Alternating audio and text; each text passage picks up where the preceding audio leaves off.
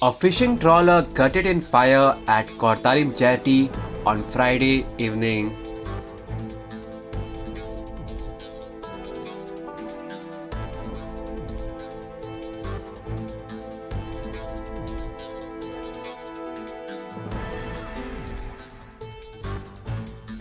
The incident occurred at around 6:30 p.m.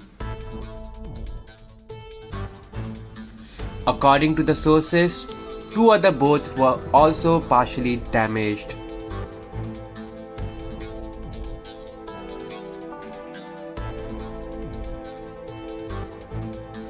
The incident costed around 15 lakh rupees of loss. Here are the visuals.